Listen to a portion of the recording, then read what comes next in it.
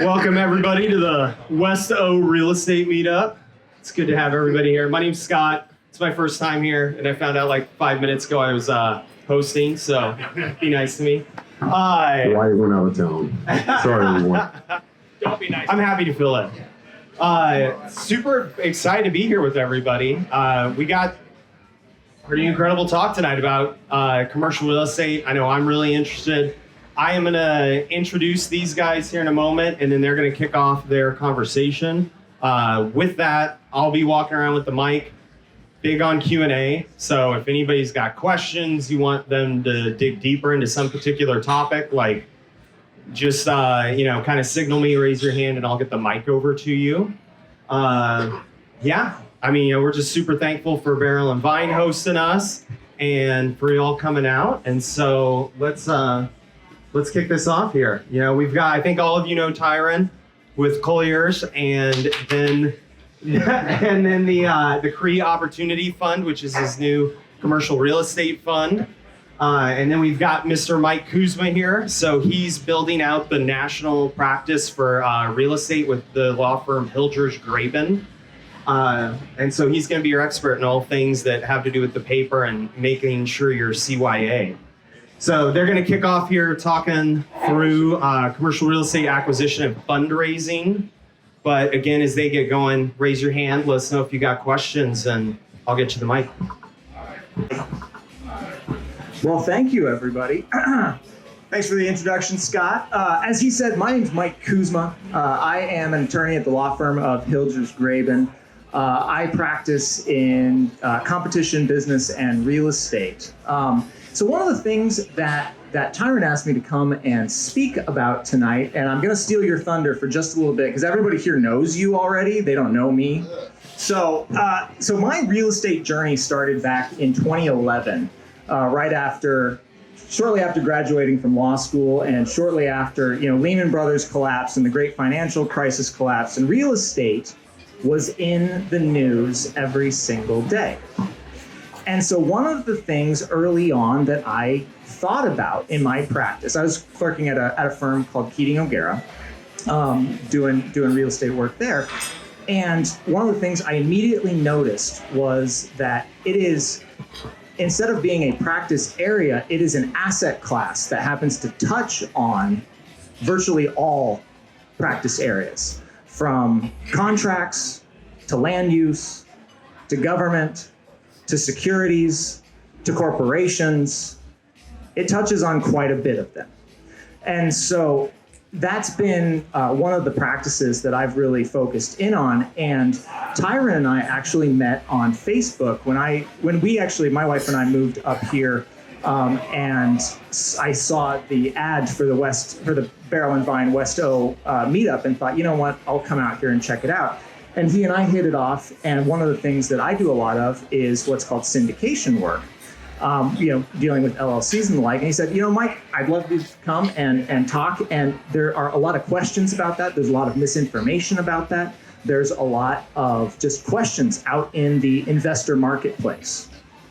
And so I said, yes, absolutely. And so that is why I am here. But just want to say thanks for having me. And Tyron, before I keep talking, because I can talk all night, and I'm charging you, I'll turn it over.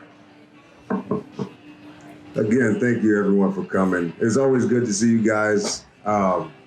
Seeing familiar faces every single month. It's really good to see kind of like the vision that Wyatt and I kind of had for this group, and we're still growing. And I just want to tell everyone thank you for coming. And thank you for being supportive. And if there's any way we can add as much value, if there's topics that you guys want to talk about, if there's speakers or different asset classes, the reason why we're doing this one today is because of some feedback that we received. We need a little bit more commercial real estate into these meetups. And, not to drag on about that, just kind of get into a soft introduction. I know a lot of you kind of know who I am. My name is Tyron Ferguson. I am a commercial real estate broker here in Omaha, Nebraska. I am originally from New Orleans, Louisiana. I am 26 years old. I was recruited from Nebraska by Bo Pelini, that guy, and Mike Riley as well. So made my way on up here to Nebraska, fell in love with this place. There's something about this place. You guys, is the environment, society, everything about this place is really warm. So I knew immediately I was going to come to Nebraska, and not literally just for football reasons, but more so taking advantage of my opportunities for my scholarship, making sure I could take care of my life after football. So got to college, knew immediately I was going to get to real estate. I grew up around construction workers and single-family residential investors and things of that nature. But on the next note, just kind of knew once I got to Nebraska, I was going to stay and make this place my home. Since then, as soon as I graduated college, I actually went right into the commercial real estate brokerage industry with Colliers, which is a publicly traded commercial real estate firm that has billions and billions of dollars in holdings, but also have some of the best real estate brokers throughout the country.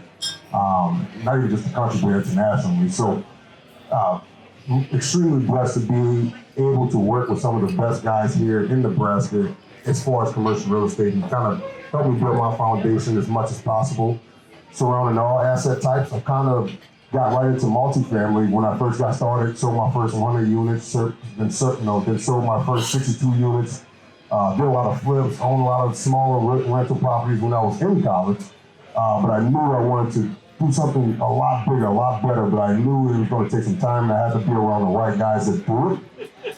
And, years later, here we are. And just want to remind you guys, this meetup here, this particular meetup will be a panel. And we want to hear as many questions that you guys may have surrounding commercial real estate. Specifically, we love talking about triple net around here. Triple net retail, industrial, and things like that. So, without further ado, I'll let Mike kind of kick off a little bit about what he does surrounding commercial real estate with his portfolio and kind of how that goes hand in hand with his practice. All right, thank you. Well, hey, to kick off tonight, quick audience poll. How many of you have read Robert Kiyosaki's Rich Dad, Poor Dad? Raise your hands. I actually expected it to be a lot higher than that. So one of the things in Kiyosaki's books he talks about a lot is he talks about the virtues of being an investor, of real estate specifically. That's kind of his shtick. Well, one of the things he kind of glosses over in those books is he'll say, well, you go out and you raise money. Well, you go out and you buy this building. And I thought, I wonder if it's that simple. And this was long, I was in undergrad, this was long before law school, but I had this just question of, can it be that simple?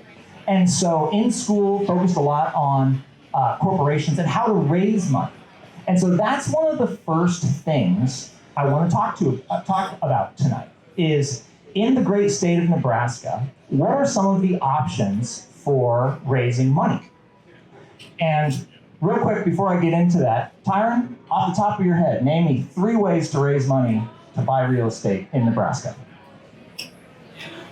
Accredited investors, maybe not accredited investors, family and friends. I hope that was a trick question. It was not a trick question.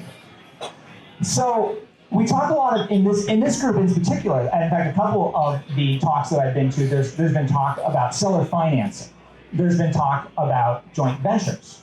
There's been talk about just good old-fashioned sweat equity. Well, tonight I want to talk about 2 specific topics in a little bit more depth.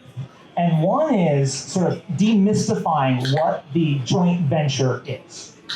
And so quick show of hands, how many in the room, because again, we have a group of real estate investors here. I know most of the folks in this room are either already investing in real estate or are actively interested in it. So how many of you in the room have heard of a joint venture in real estate? Actually, that's more hands than went up for Kiyosaki, so we're good. Well, so a joint venture, that's sort of the colloquial term. The proper legal term that we refer to in Nebraska is a member-managed LLC. And so Nebraska is unique. I guess not unique anymore, but that means that basically your partners dictate, you and your partners, I should say, manage whatever entity it is. That would be a joint venture. So, the traditional idea is a 50-50, a 20-30, or 20-30, and then somebody else has 50. But there's some sort of division of control, and that usually then centers around an agreement and control. There's usually one or two members that by either themselves or in like a partnership can control the LLC. And that's called a member-managed LLC. And that's what a lot of joint ventures that we run into are structured like. And that is an important consideration because that's a significantly cheaper and easier method of raising money. But some of the downsides I wanted to talk to about, well, actually, before I drone on, like any questions regarding joint ventures before I keep going into the technicals here? Hearing none? All right, we will continue on. So one of the things that we're going to talk to you about later tonight, and I'm glad that we don't have a PowerPoint like screen, because otherwise we'd be walking through statutes. But Nebraska uses what's called the Nebraska Securities Act, which has this great exemption that says, in the event you have an LLC, it specifically uses the phrase limited liability corporation, that is managed by its members that are all basically active in the business. It's not a security. And so that's an exemption that we in the real estate industry use a lot because it is the least onerous. Now, I suspect, yes? Why is it important that it's not a security? Good question. I'm gonna get to that. Okay. But that's one that we use all the time. But a lot of us aren't aware of what it is that we're doing. But you're doing the right thing in a lot of situations, because unless you're raising relatively large sums of money, which I define as generally over $1 million, that's really a fantastic method of raising money in Nebraska. So, Scott, to your question, why is it important it is not a security? Well, let's head back about 100 years to 1933. So in 1933, we are coming off of the great crash of 1929. The stock market has imploded. We're in the Great Depression. People are going, oh my God. For those of us who had Depression-era grandparents, it left an indelible mark on them, right? Like they were saving Tupperware until the day that at least I can speak for myself, that my grandmother died at 80 because she grew up during the Depression. Well, come to 1933, and Congress passes the first of the Securities Acts, which basically says, if something is a security, it has to be registered with the SEC. And the reason for that boils down to this: investor protection. Prior to the Great Depression, there were not any significant, at least the way that we know them, investor protections that were in place. And so you had a lot of wildcatters, and basically a lot of people got hurt during that, and the government in its wisdom said, hey, you know what, we want to protect that. So this law comes along and says, basically, if you're raising money out in the public, it's a security and you got to register. Well, that came with unintended consequences. One of those being it made it really hard for small business to raise money. And real estate, for the most part, is considered small business. And so come to the 1980s, and the SEC, start to soften this requirement, and they start to create these exemptions. And one of them basically says, if it's a small raise that has a limited number of unaccredited investors and a limited number of unaccredited investors and an unlimited number of accredited investors, we're not going to call you a security, even if it's an LLC or an LP unit where we've got a broker that's got the deal and has the know-how and partners up with the developer and they build a building and I want to invest in it. That would generally be a security, but for the exemptions. Then fast forward to the 90s, and then a specific code section gets enacted that is been widely adopted by the real estate community. It is lovingly referred to as the country club exemption because it exempts a lot of real estate developments and other passive investments like that. And so that is one of the topics that we wanted to discuss tonight. So I'm going to pause here, turn it over to Tyron to ask any follow-up questions or add any color to what I may have missed.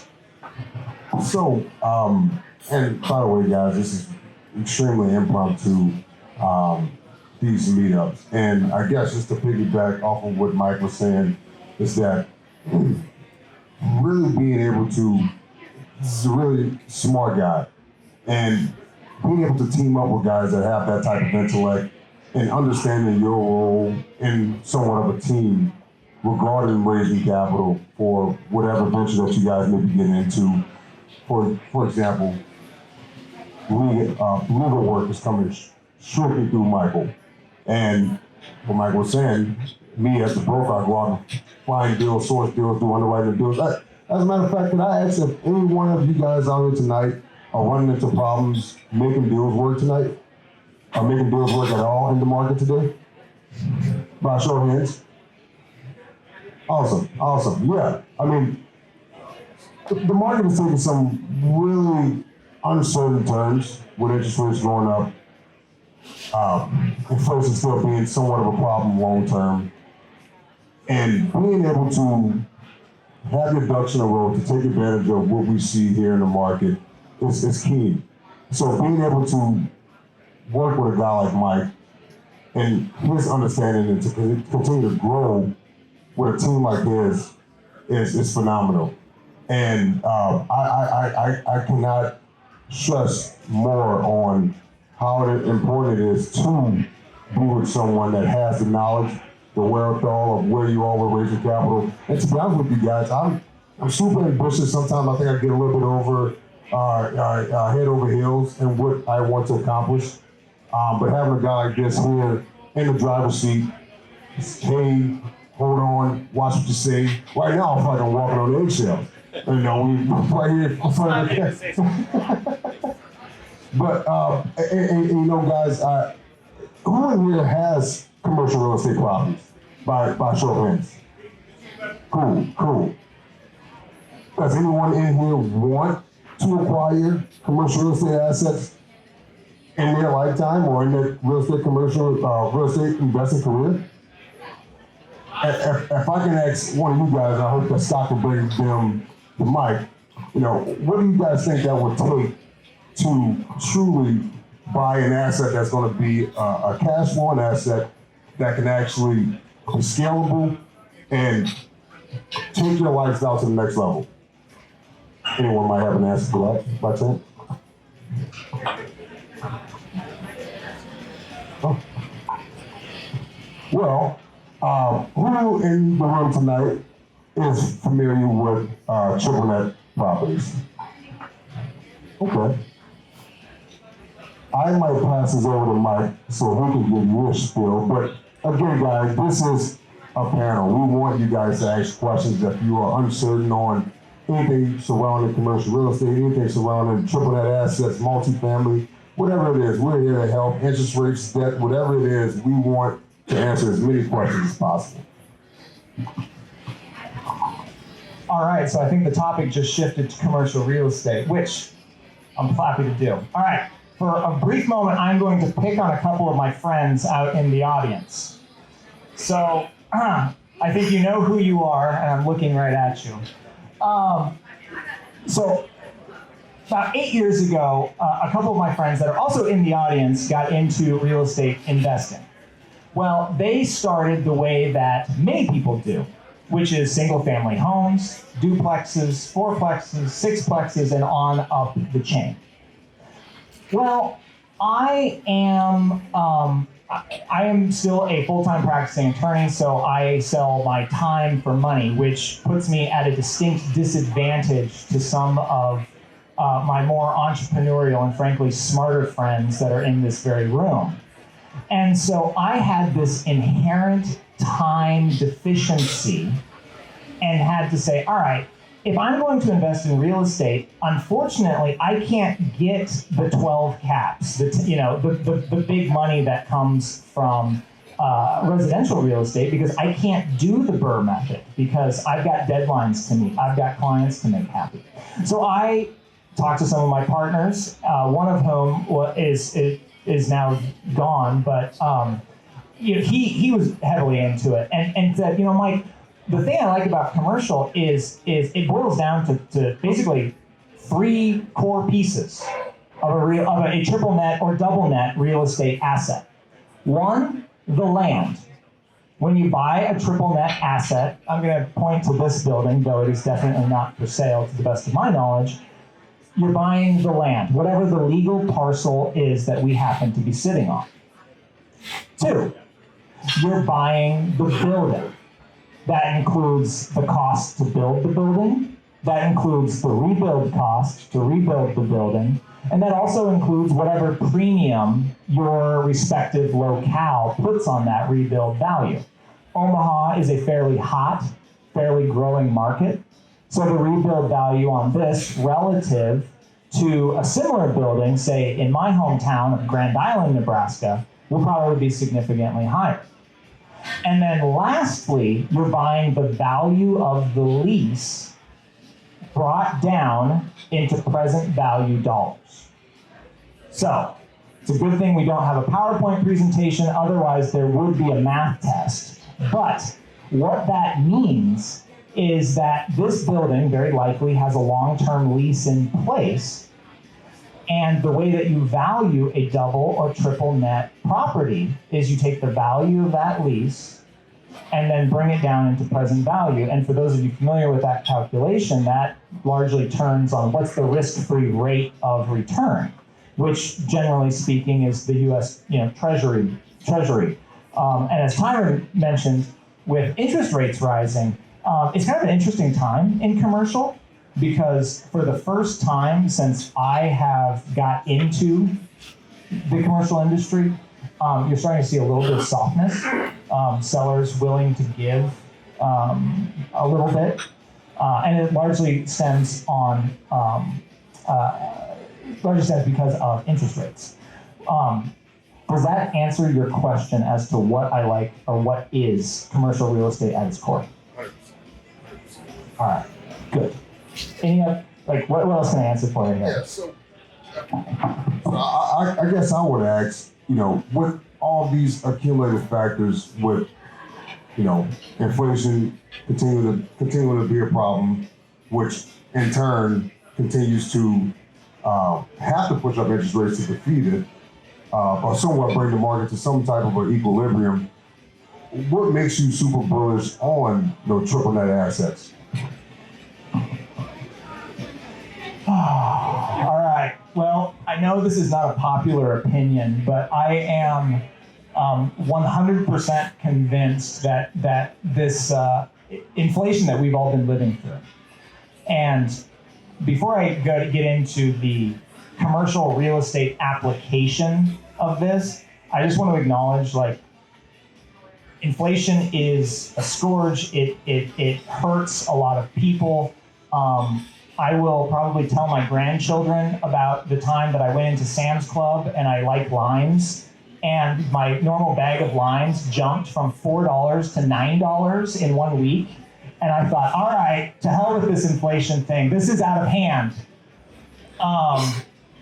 But that being said, I do believe that over our lifetime, and I say our because I'm an elder millennial, I think that we will continue to see deflation, and I believe that for 3 reasons. And I'm getting to why I'm bullish on commercial real estate here.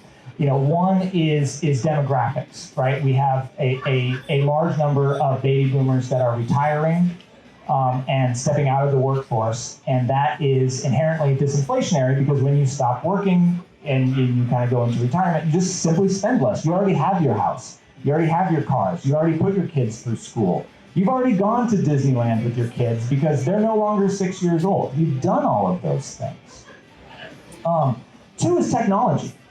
When my wife and I moved up here, we were both in physical offices, but now we are no longer in physical offices because we are both able to work largely remote. And that is an inherently deflationary force.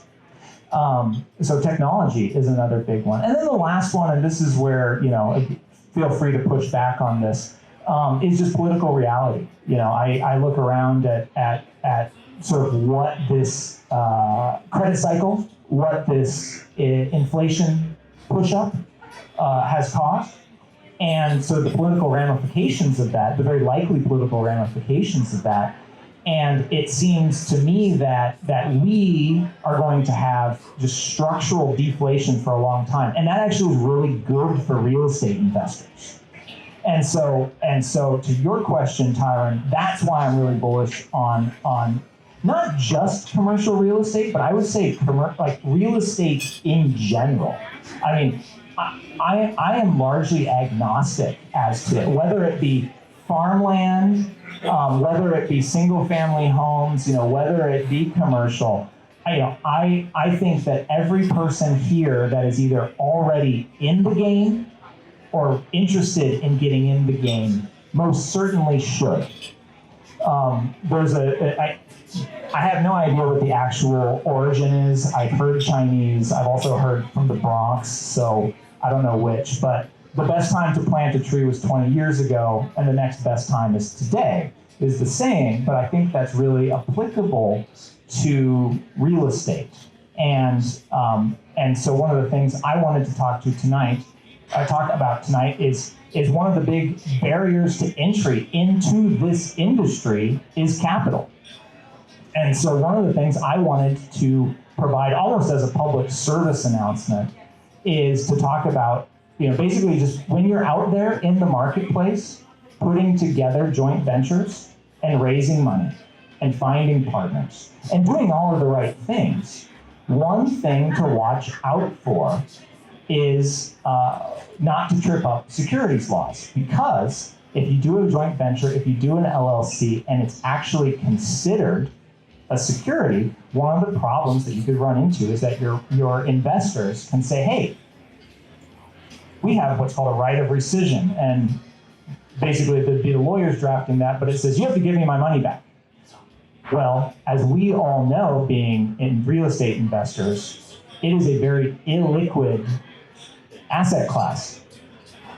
It is not. I met a handsome fellow named Mike tonight who works at TD Ameritrade, and it's not like TD Ameritrade. I can't, with a couple of clicks of a button, sell my real estate. It takes a long time. So if you run into that problem, right, you can't get your money out right away. And so that's one of the big things I wanted to do as this public service announcement. So that said, one of the things I wanted to talk about tonight is what is a security in the great state of Nebraska? I'm going to open it up. Some brave soul, fire away. What is a security?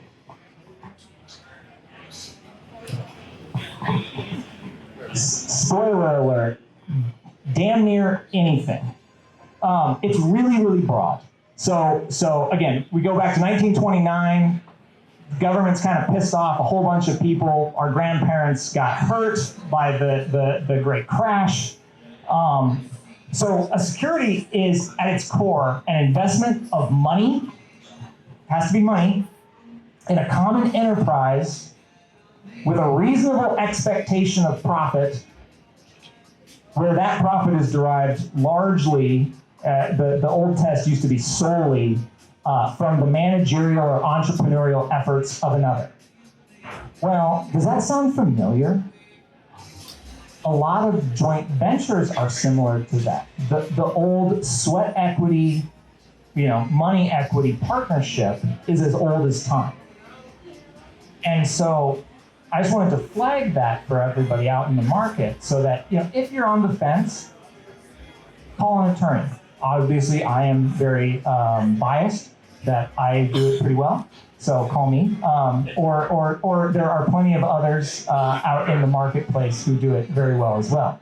But that's actually one of the things I did want to just sort of provide as a public service announcement, because I've been coming to this group for quite a while, and I will pause. Yes, sir. And with raising money or syndicating, at what point do you have to follow Rule 506? So it's actually broader than 506. It's under the 33 Act. Basically, it says anything that's raising money that follows this. Nebraska uses what's called a modified Howey test, but that test that I just recited, right? An investment of money in a common enterprise with a reasonable expectation of profits that's derived from a manager, a general partner. If it fits that definition, it's probably security. So it's very likely a security unless, and this is where we get back to that carve out I mentioned at the top of the hour, Nebraska has a specific statute that I use for real estate because, one of the issues that the legislature ran into when it was drafting this is, obviously a lot of our wealth in Nebraska comes from farmland. And so you got a lot of farmers out there that are doing deals and doing partnerships, and you got, family partnerships. So they were running afoul of that. And so the answer is not, it's not black and white, is basically what I'm saying. Now, that said, the general rule of thumb is if it's passive, if somebody else is passive and they're not providing anything else other than cash, it might be. And that's where it's unfortunately a little bit gray. I know that's not a great answer, but does that? No, that's good as well. Okay. Will you explain what a 506 is? For those who don't know? Yep, absolutely. So I mentioned at the top of the hour, back in the 80s, the SEC started to, I guess Congress actually, started to loosen some of the rules regarding securities issuance. And so one of the subsequent regulations that came out was so-called Regulation D, which created this rule, codified as 506. And frankly, I don't know the chapter off the top of my head because it's largely just used in this industry. But that's the one that basically says, if you follow this exemption, you can have an unlimited number of accredited investors, and an accredited investor is defined as someone with a net worth of greater than 1 million of liquid assets, a married couple with greater than 300,000 of annual income, or an individual with greater than 200,000 of income. Then you fall into this. Now, there are now multiple subsections of that. And real estate largely falls into two of them. One is the 506B exemption, which is the one that I personally use when I syndicate real estate deals as the reluctant real estate syndicator that I had become. And that one, basically, that's the country club rule. That one you cannot publicly advertise. So you won't see it on Facebook. You won't see it on Instagram. You won't see it on a Google ad. The other is the 506C, which has stricter requirements for both the accounting standards and disclosures that are required. But the quid pro quo of that is that you can publicly solicit. Basically, you can make a public announcement. You can put out ads. I could put a billboard out there on 204th and Pacific if I wanted to. So that's the big difference. Is there a minimum legal standard for an active investor? You mentioned that just providing capital doesn't fit the bill. What would the minimum be of something that would? Facts and circumstances. However, that's actually a really good point. So there's been a lot of debate.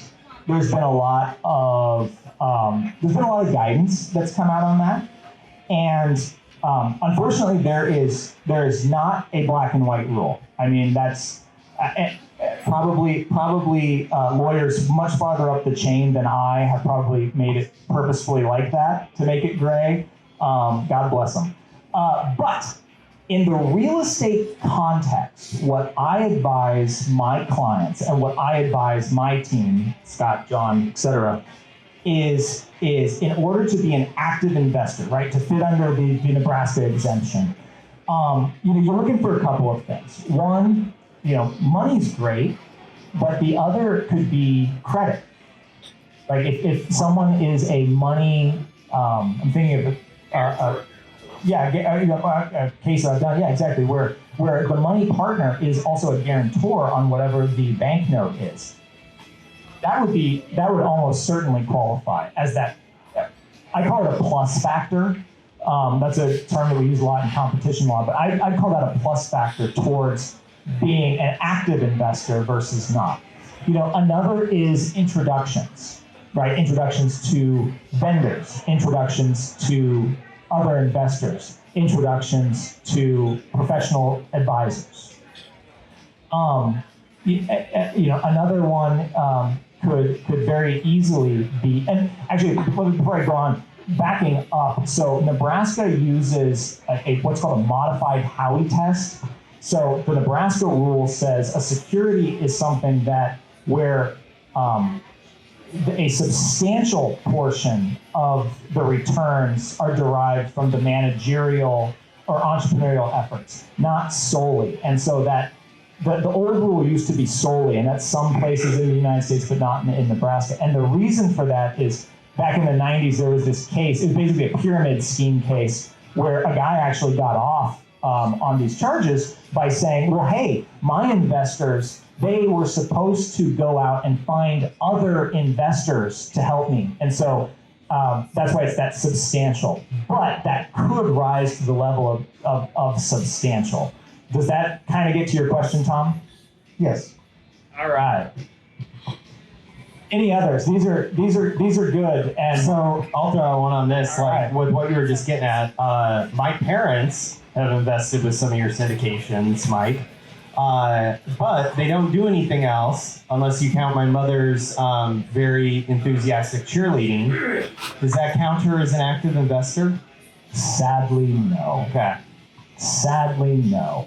Now, I'm thinking, I know because you and I are personally invested in this one, that one is different because that is a member-managed LLC.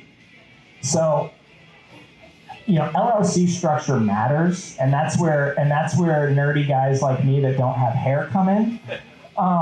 Is so the way that you structure your LLC can determine whether or not it falls into the definition of a security, both under SEC rules and under the Nebraska Securities Act.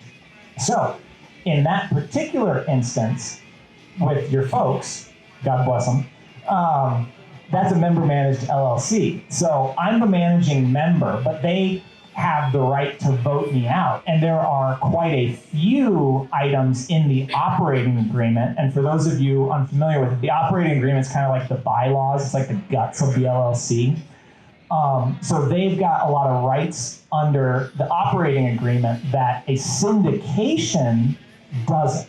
So one of the things with a syndication, and those are usually referred to as manager-managed LLCs.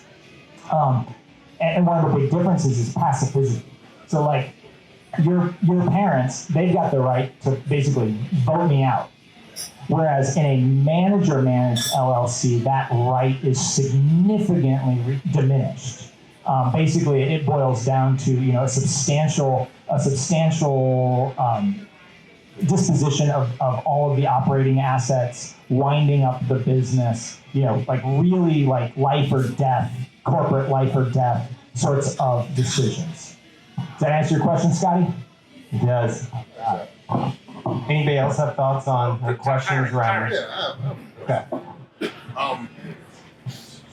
So when, as an attorney, that practice and actually invest at the same time, simultaneously, when would you advise your clients to maybe take on a structure like a syndication or a private equity structure with general partners or limited partners? When would you advise them to do so?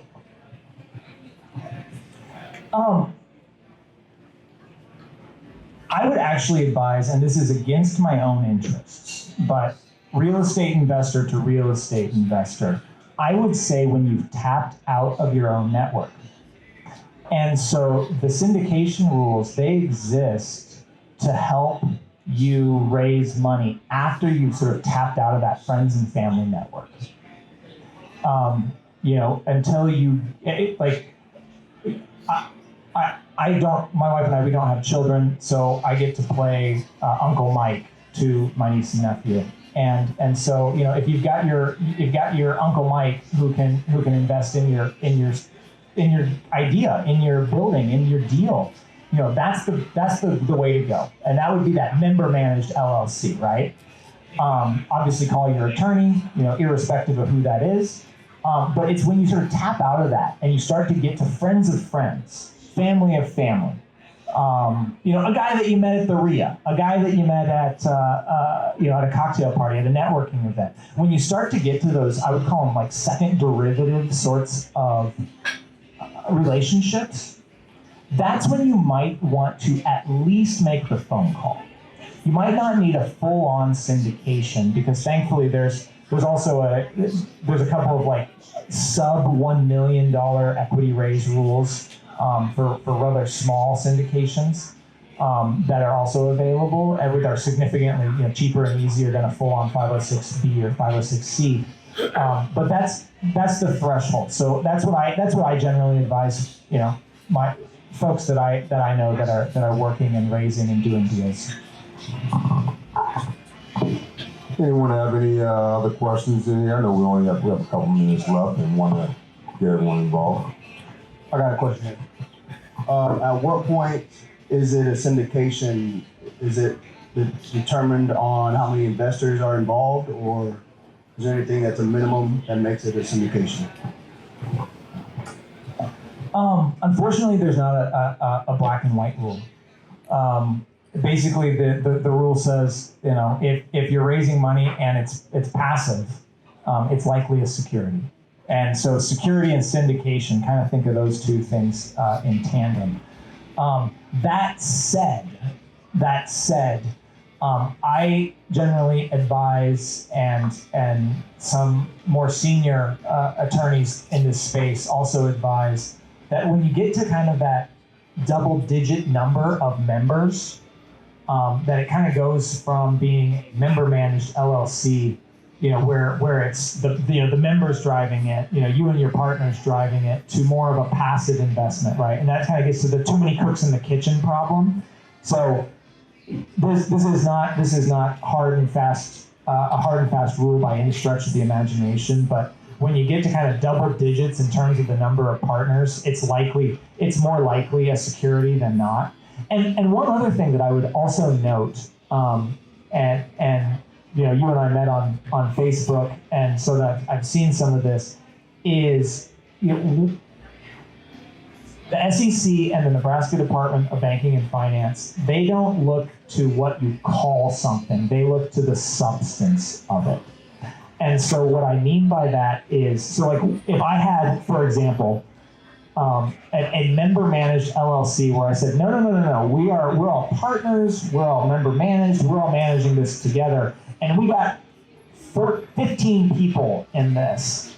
The SEC or Nebraska Department of Banking might say, really? Let me get this right. You guys get 15 people in the room or on an email to make decisions. I'm going to call BS on that, right? Now, family farms or something like that, 7, 8, that could be a little bit more realistic. So it very much looks to not what you call someone or not what you call something, but rather what it actually is. And actually there's a Nebraska case called the Irons case, where a guy said, oh no, these are called gifts. We call them gifts, but it was actually a pyramid scheme, and it ultimately got dinged, but it modified the Howey test because what he called it versus what it actually was found to be different. And so, does that answer your question? Yeah. All right. So if you're getting to double digits with limited partners, or around $1 million or more that you're raising, is that kind of a general idea? I would honestly say it'd be more on the number of partners versus the amount of partners, the amount that partners give. You could very conceivably have a $100 million LLC with 2 or 3 people, right? If you got the right 2 or 3 people. And so the dollar amount, I think, is significantly less important and dispositive, at least from a regulatory standpoint, than is the number of participants and the number of cooks in the kitchen, right? So if I've never done this before and I want to get into syndicating, whether it be for multifamily or commercial, what is kind of like the step process order? Do I need to go to you and get like paperwork done, or do you find the deal first and then do the paperwork and then find the people, or like how does that shake out? The chicken and the egg problem, Yeah. right?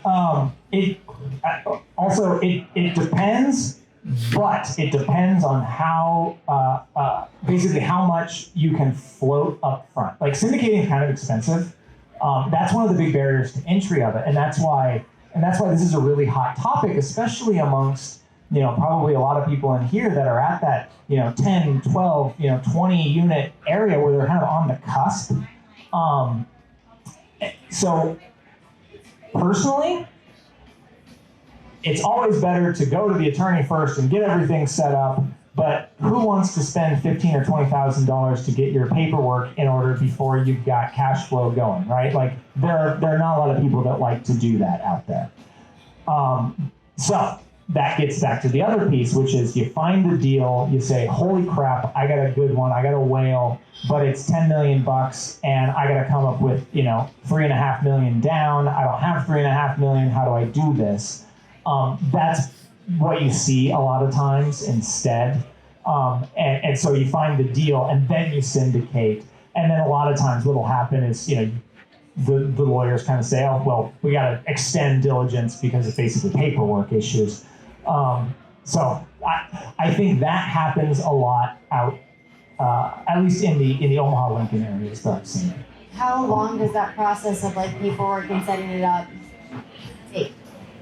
Unfortunately, it depends. So there is what's called an investor welfare standard. And so what that says is, all right, we syndicators have to disclose all of the material risks to the investors. And so what is a material risk will kind of depend on the property, right? Is it a portfolio of 100 properties in the North Bottoms in Lincoln, right? There you might have a flooding risk.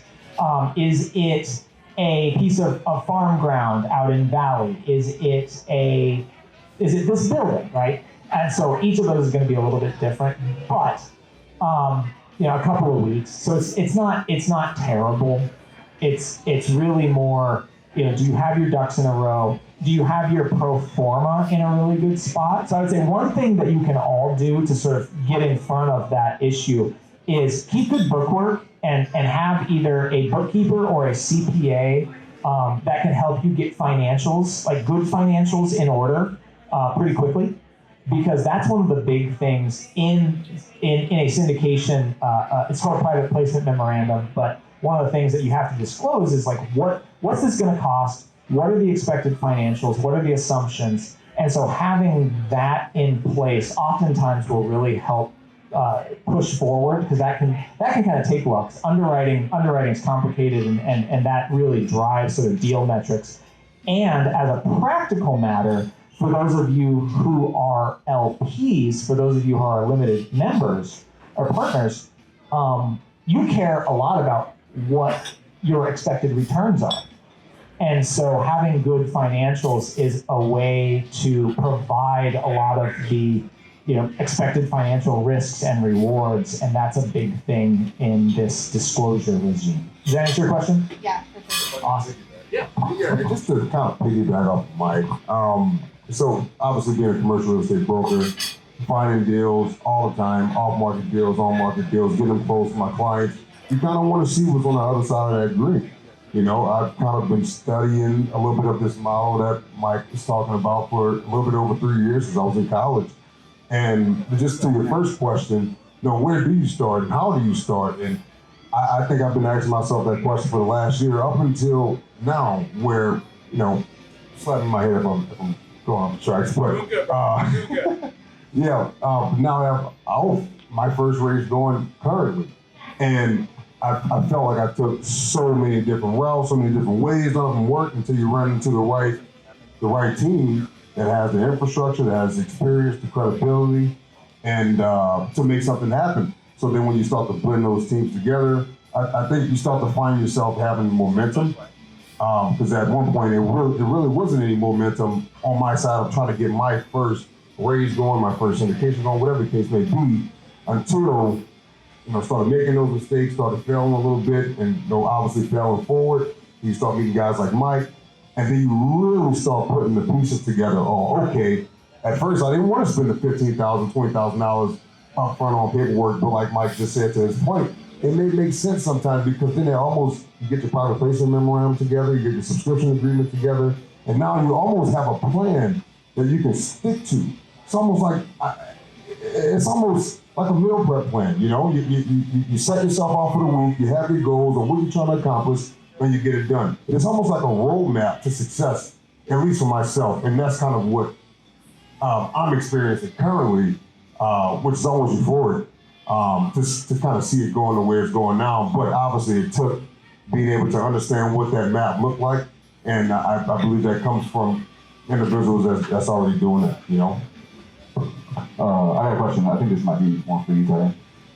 So, we talked a lot about, once a deal is identified and, that's kind of where Mike comes in and helps set everything up.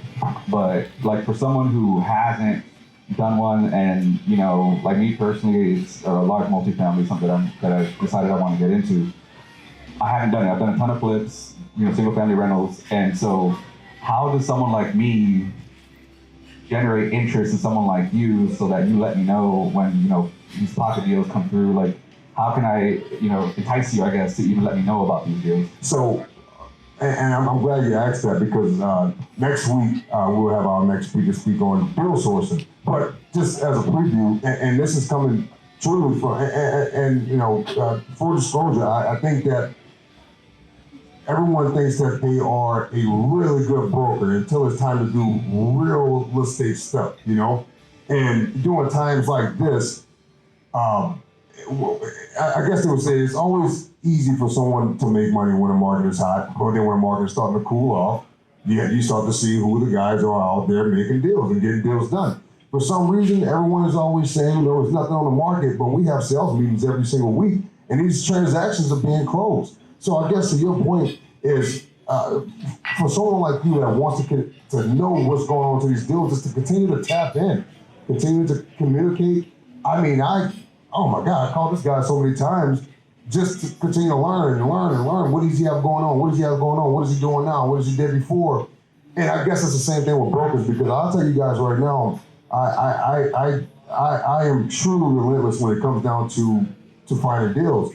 And I think that's probably one thing that Mike saw in me, and that's truly ironic. Truly ironic, because the question that you're asking is exactly, and this guy has worked with a couple of brokers, but being able to tap in with a broker, continue to communicate with them, go out. It's not just always about work most of the times, man.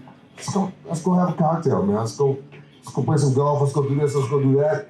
And then once you see that someone really has the wherewithal to close a deal, and has the capital to do it, has a structure, has a team, I'm going to send deals all day. And to be honest with you, just closed a couple of triple net deals myself within the last couple of weeks, couple of transactions, and I'm fully 100% working with Mike right now on what he's trying to acquire, because that's how much of a buyer I know he is and what he's trying to accomplish, especially during this time. Any more questions, guys? Deals, interest rates, markets, more securities. I got one thing I want to. We got one more right here. All right. That question, I want to provide that's another PSA to the crowd. Just a quick one. Just curious, what's the hottest, type of commercial real estate going on in this area right now? Oh man, statistically, industrial, multifamily, retail, office, hospitality. Probably in that order. Say it again. Storage units. Oh, I'm sorry. Because, and I went to the commercial real estate summit this past week, and someone summed up what self-storage is actually number 3. I'm sorry about that. Self-storage is almost like a hybrid between industrial and multifamily. And it is becoming such a hot topic because if you can find yourself a really good asset, you find yourself not really managing an asset, and that asset is almost managing itself.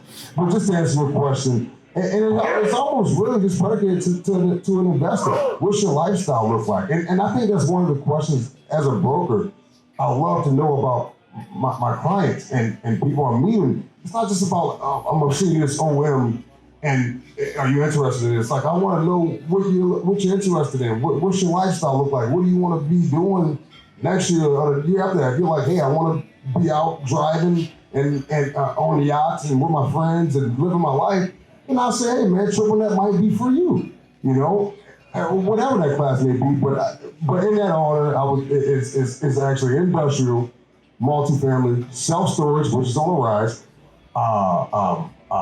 retail, office, and then hospitality. In that order. And one other thing I would add on to the triple net is like commercial property is not a panacea. It's got benefits and burdens too, just like residential does. I mean, one of the big downsides to commercial, especially when you're buying on a double or triple net basis, is that the upside is largely capped. A big tenant with a long-term lease in place, you're not going to be able to raise rents on them. And so whatever it is that you buy at, it's going to be very passive. So, like Tyron was saying, if you've got either an investor or you yourself are in a period of life or in a situation where you don't want to be more hands-on, you don't want to be flipping, you don't want to put in some of the effort to get some of those outsized returns that I know a lot of folks in the multifamily space and single-family space have achieved. That's one of those considerations. With respect to the different asset classes. I mean, it's just kind of like, any security, right? Like there's stocks and bonds and cryptocurrency, and not all of them have different risk profiles and are used for different things for different investors. So I just wanted to flag that. And then my last little PSA thing is, I got this question at, I think, the last month's meetup here. But there was a question about, what do you think, Mike, as an attorney, about these asset protection trusts that I hear about? And I just want to go on the record being videotaped as saying, I think they're garbage, don't waste your money on them, do proper LLCs and LLC structures instead. Mic drop. No, thank you very, very much for having us. If there are any other questions, before we go, either fire them away here, or we'll be sticking around and having yes, sir, Scotty. One quick question. So you talk mostly about Nebraska. What if you're getting people from Iowa, Missouri, Great State, Louisiana, or something like that? Does that matter? And do you need multiple attorneys? Screw Louisiana, New Orleans specifically. I don't know if they will like that either. No. I'm just teasing. So it depends on where your LLC is kind of located, and so generally speaking, you want to comply with whatever the most conservative state is. And so there is actually the attorneys should handle all of this. So Iowa, Scott and I have a couple of investors that are from different states, and thankfully there is a database that is largely standardized. So when you do these Reg D filings, you can do them, and I say you, but like me, do them for multiple states. Now, granted, like the Nebraska rule is if you accept money, then within 15 days you got to file. And so if you follow that, that's gonna do you pretty well in just about every state. Now, another thing that I would note is that each state has its own its statutory language as to what the required disclosure is in the private placement memorandum. And so I'm thinking of a fund I'm working on right now where I think we've got like 39 different state ledgers listed. And so like the disclosure statement's like 9 pages. And so as long as you've got that in there, you should be okay on top of the local state filing. So you could, if you were raising money from multiple states, have multiple filing fees. You know, I say but KL Capital, we stick largely to the Midwest. So Nebraska, Iowa, South Dakota. And so I know those pretty well. When you get up to, you know, Idaho or Oregon, I'm not entirely sure. But does that answer your question? With the LLC, where do you form it? Is it where the property is, where the manager is, where the majority of investors are? With technology and how able we are to go buy a property anywhere? Good question. I fully admit I have a locality bias. I largely do Nebraska because we've adopted what's called the Uniform Act, and so I like our laws. Arguably, they're not as beneficial as, say, Nevada or Delaware, but I like to be very practical in my approach to doing business. And so I like to think of, in the event stuff goes south, in the event there is a dispute amongst the partners, in the event there is a bankruptcy or whatever, in the event things go south, where am I going to get the most fair shake? And I am of the opinion, and again, you ask 10 lawyers, you get 10 different opinions. I like to choose Nebraska because largely the assets are there. Now, I own and have syndicated property in South Dakota. There I use South Dakota law, South Dakota property, South Dakota Securities Act. So, I tend towards the place that it's actually located. And that then gets to sort of selection bias, as well. That's just a really important consideration. Yes, sir. So, at that point, then, do you start an LLC in say South Dakota, or do you just register as a foreign entity with your Nebraska LLC? Depends on what your LLC has in it. So I mentioned asset protection trusts. I think are trash, and so I like to do LLCs for the specific asset that you're doing. So if it's in South, like let's say it's in South Dakota, you got a good property in South Dakota. I personally would do a South Dakota LLC. And now that South Dakota LLC can be owned by, say, a holding company located in Nebraska or in Nevada or in Delaware.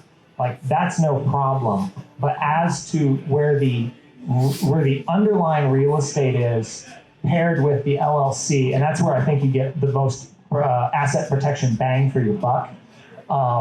That's my advice with respect to that.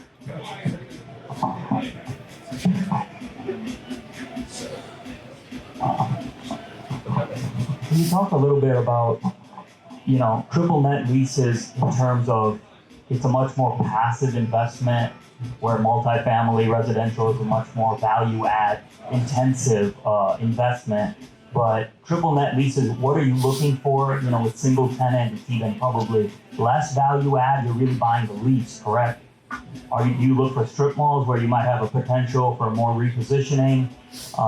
Also, I guess a lot of the value, the negotiation, the tenant improvements.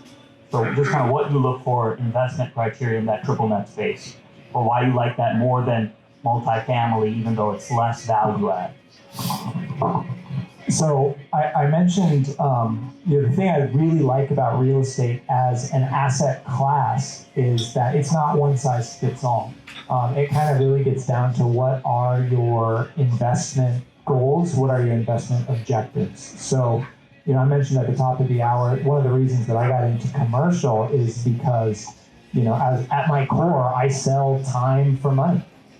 And so I am inherently time poor. And so that's what I really liked about commercial. Now, the downside is that you, generally speaking, are buying the lease. I personally sort of look at a combination of factors, including who is the tenant, what is the term, what are the what are the factors underpinning the likelihood that that business is going to stay there? So those are some of the things that I look for. Now, there are a variety of ways to do it. I mean, there are value add, strip malls. There are value add, commercial properties out there. There are also, just north of here, there was a Chipotle. The Chipotle up by Menards, 204th and call it Dodge Street, give or take. That was up on Crexie, and it sold for a 5 cap. Which at the time was probably about market. Like now, I think that's like horrendously expensive. But for whoever lucky fellows that they were that got that, I mean that's a great asset if you just want that passive. You got $1 million or whatever that you need to just grow at almost a set rate of return, because you can pretty well calculate out what your internal rate of return is on a lease, on a long-term lease like that. So I realize that is not answering your question, but I would just advise, be flexible, and rather than look for a specific kind of asset, rather just think, what are my objectives? Are they cash flow? If they are cash flow, for example, something with a value add, something where you can backfill a tenant, something where you can say, buy a lease. This is a strategy.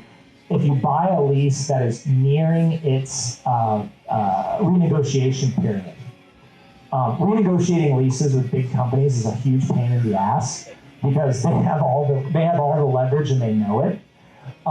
And so a lot of landlords will put a property on the market when it's under that sort of 5-year period, knowing that whoever buys it next, they have to deal with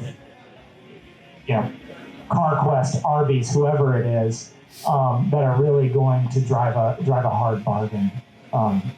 So hopefully that provides a little bit of color, and at least some homework as to doing some thinking about how you want your dollars and time to be best spent and invested.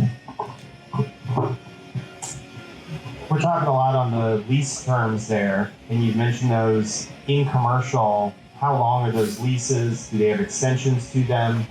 Is it comparable to multifamily, single family? And also to go off of Sayan's point as well, it depends. It truly does. Your value add can come from some of these leases, like Mike was saying, that's nearing its end. And sometimes maybe it's a single tenant building that's only occupied by one tenant. That can be a risky play, because this company may not renew their lease, But on a good day, if we can find a vacant building and you have yourself a great broker, or a broker that's connected with many, many national tenants, the Paneros of the world, the Starbucks, those guys, then you start talking about 10-year leases plus. I think I was seeing that in the market in certain areas.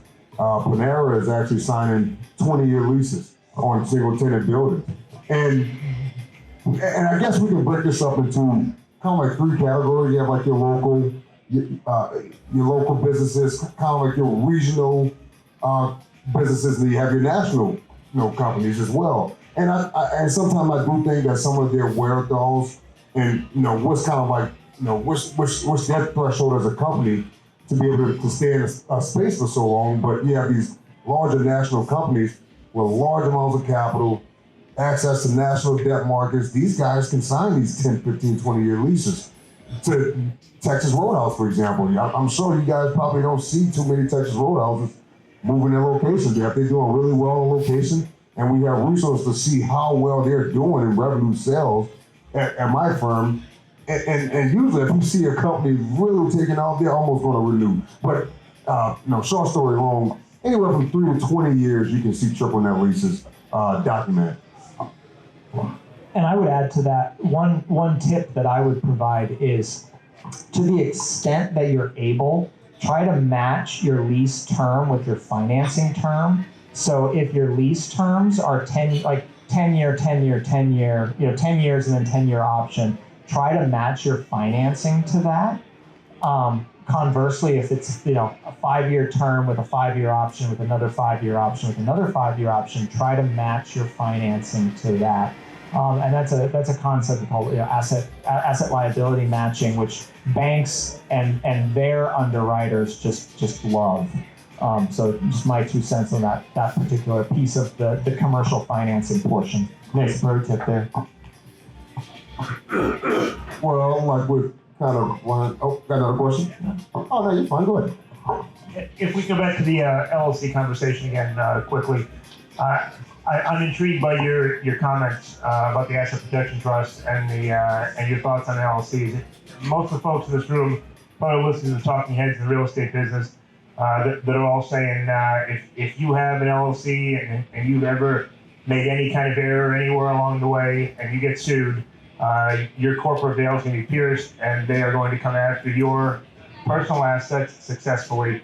Your LLC is basically worthless. And I've heard that message repeatedly from numerous folks. Sounds like you disagree. I want to hear more, if you don't mind. Yep, I respectfully disagree with that stance. I think that piercing the corporate veil it's very much a factor-specific pleading. I have thankfully only been involved in one case where we had to successfully argue that, and one of the ways that we did it was the guy actually let his registration lapse. And so, he had the LLC, he just let his registration lapse, and that was the loophole that we used to get at his assets.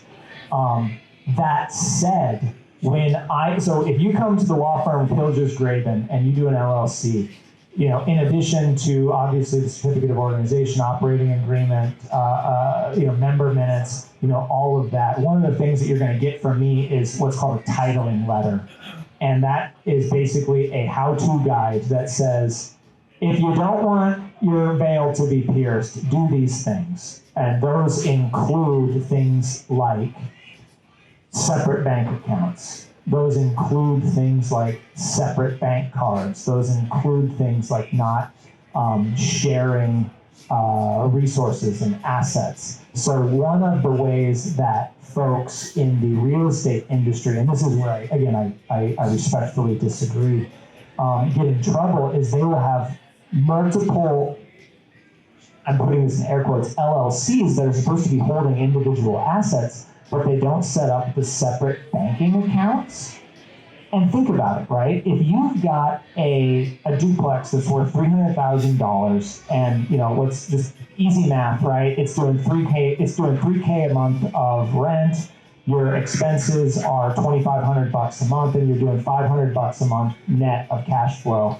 Having a separate bank account for something like that is kind of a pain in the butt and you don't want to do it. And so you don't.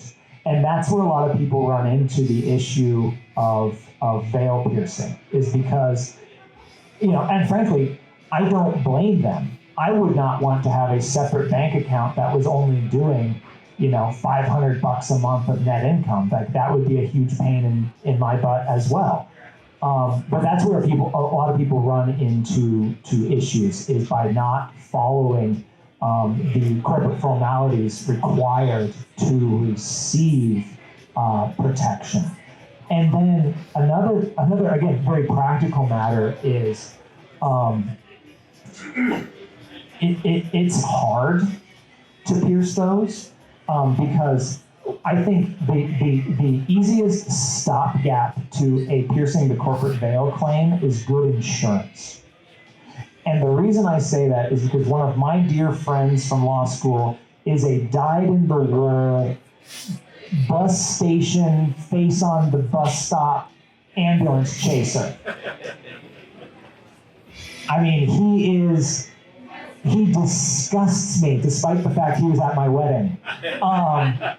But this guy, if he sees that you're well insured, and let's say you have an umbrella policy, which is what I highly recommend, he's going to go after your policy limits and maybe get into some of your umbrella policy, but he doesn't want to go after you because it's a lot of work.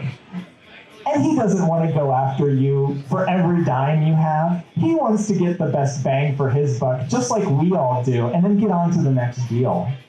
And so, again, there's kind of that practical matter that, again, lawyers, despite popular belief, are also people. And so they also want to make a buck and move on. And if it's going to be a huge pain in the butt because you came to me and did all the right formalities and you've got separate books and the like, and it's going to be a really hard uphill fight to pierce the corporate veil, then you're in a pretty good spot. So hopefully that answers your question as to why I respectfully disagree with some of my colleagues around the United States.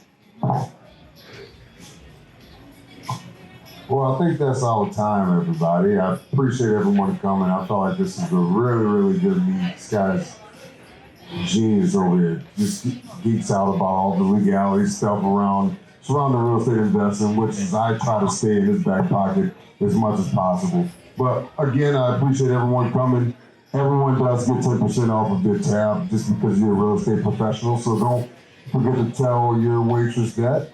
I believe we have our next real estate meetup. It's going to be a quick turnaround just because we have to delay this one another week. But we have our next one September 21st right here at the same location. It will be Clint Bartlett talking about deal sourcing and how to find deals the best way in today's current environment. So I believe we have the Riz meetup is September 6th.